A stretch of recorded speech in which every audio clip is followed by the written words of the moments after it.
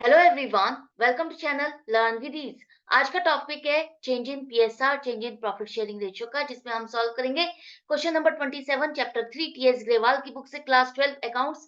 Online sessions, online classes के लिए आप मुझे इस नंबर पर व्हाट्सएप कर सकते हो अपना नाम और क्लास। टेलीग्राम पर भी फॉलो कर सकते हो। अगर आप डीके गोयल बुक को फॉलो कर रहे हो, उस बुक के क्वेश्चंस के सॉल्यूशंस ढूंढ रहे हो, तो इसी चैनल की प्लेलिस्ट को क्लिक करो, आपको सभी चैप्टर्स अपलोडेड मिलेंगे सॉल्यूशन के साथ। कम्युनिटी सेक्शन में एमसीक्यूज मिलेंगे क्विज की फॉर्मेट में, और इनके सॉल्यूशन, एमसीक्यूज के सॉल्यूशन शॉर्ट्स में।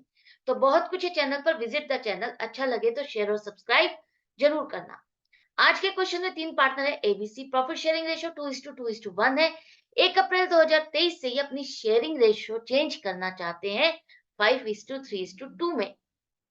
इस डेट को इनकी एसेट्स और लाइबिलिटीज की बुक वैल्यू और मार्केट वैल्यू दोनों दी गई है। किसी में नुकसान हो रहा है और किसी में फायदा हो रहा है आपको। अब ये जो पार्टनर्स है, ये क्या चाहते हैं? ये चाहते हैं कि जो इनकी एसेट्स और लाइबिलिटीज है, उनकी जो बुक वैल्यू है, इसी के साथ ये अपनी बुक्स को लेके चले आगे भी। कोई रिवाइज्ड वैल्यूज नहीं ले, और बुक वैल्यू के साथ ही आगे भी बैलेंस शीट को बनाए। तो उस केस में क्या एडजस्टमेंट एंट्री होगी? तो आप देखो, यहाँ पर जब भी चेंज इन पीएसआर होगा, इसका मतलब पुरानी वाली पार्टनरशिप डीड कैंसिल हो जाएगी, नई पार्टनरशिप डीड बनेगी नई प्रॉफिट शेयरिंग रेशियो के हिसाब से, और आगे का बिजनेस आप रिवाइज्ड वैल्यू के साथ कैरी ऑन करते हो।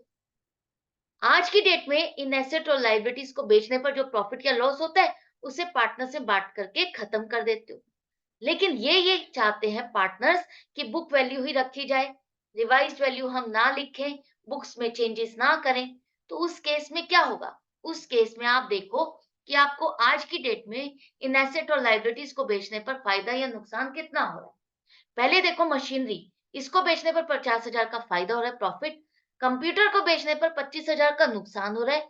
सन्ड्री क्रेडिटर्स को आज की डेट में पेमेंट करते हो तो आपको 15,000 से कम पेमेंट करनी पड़ेगी। लाइबिलिटी डिक्रीज हो गई तो फायदा हो गया। आउटस्टैंडिंग एक्सपेंसेस, आज आप अगर पे करते हो तो 25,000 रुपए की पेमेंट करनी पड़ेगी। लाइबिलिटी इंक्रीज हो गई तो 10,000 का नुकसान हो गया। तो अल्टीमेटली आपके रिवैल्यूएशन अकाउंट में क्रेडिट बैलेंस आएगा 30,000 का, मतलब कि प्रॉफिट। ये प्रॉफिट आज की डेट में बांटा जाएगा ओल्ड रेशियो में, तो सबका हिस्सा अलग बनेगा। और आज नहीं बांटते, आगे चल करके हम इस एसेट या लाइबिलिटी को अगर हम बांटेंगे, जब भी जितना भी प्रॉफिट होगा, वो आगे के हिसाब से बटेगा, तो सबका शेयर अलग होगा।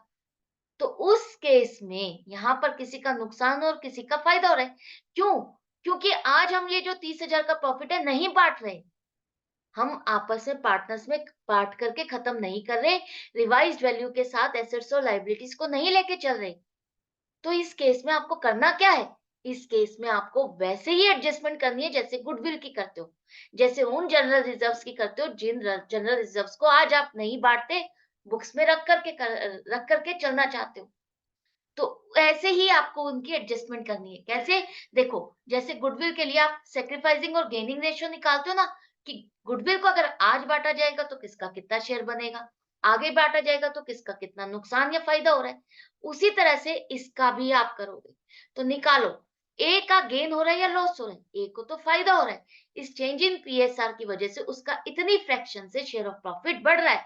आगे चल करके उसको जब भी प्रॉफिट मिलेगा, ये एसेट और लाइबिलिटीज जब भी बेची जाएंगी, इतनी फ्रैक्शन से उसका शेयर ऑफ प्रॉफिट बढ़ करके मिलेगा।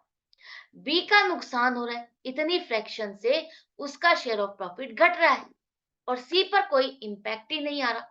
चेंज इन पीएसआर करो या ना करो, उसका शेयर ऑफ प्रॉफिट सेम रहेगा।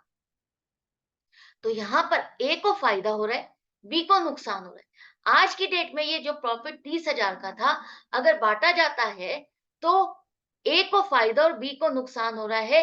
तो यहाँ पर हम बुक्स में रिकॉर्ड नहीं करेंगे, बुक्स में एसेट्स और लाइबिलिटीज को चेंज नहीं करेंगे, उन अकाउंट्स को डिस्टर्ब नहीं करेंगे, इन पार्टनर्स में ही आपस में एडजस्टमेंट कर देंगे। तो जो ए को फायदा होने वाला है कितना, 1/10, 30,000 का प्रॉफिट, कितना आगे बढ़कर के इसको मिलेगा 3,000 से। जब भी बटेगा 3,000 से उसको प्रॉफिट बढ़ करके मिलेगा। और इतने से ही बी को घट के मिलेगा 3000 से। तो ए उसको कंपनसेट करेगा, ए का अकाउंट आप डेबिट करोगे, बी का अकाउंट आप क्रेडिट करोगे। गेनिंग पार्टनर डेबिट और सेक्रीफाइसिंग पार्टनर क्रेडिट होगा। यहाँ पर इन पार्टनर्स के अकाउंट में ही आपने एडजस्टमेंट कर दी, इन दोनों के अकाउंट को ही आपने डेबिट और क्रेडिट कर दिया। बुक वैल्यूज अब आपकी वही रहेंगी as it is. Balance sheet अब आप जो भी बनाओगे इन्हीं बुक वैल्यू के साथ बनाओगे और पार्टनर्स के कैपिटल अकाउंट के बैलेंसेस ही सिर्फ चेंज होंगे। तो आई होप आपको अच्छे से समझ में आ गया इस तरह के क्वेश्चन में आपको किस तरह से एंट्रीज बनानी है, किस तरह से अटेम्प्ट करना है, वर्किंग नोट क्या बनेगा। तो मिलते हैं नेक्स्ट वीडियो में नेक्स्ट क्वेश्चन के साथ। Good bye and take care.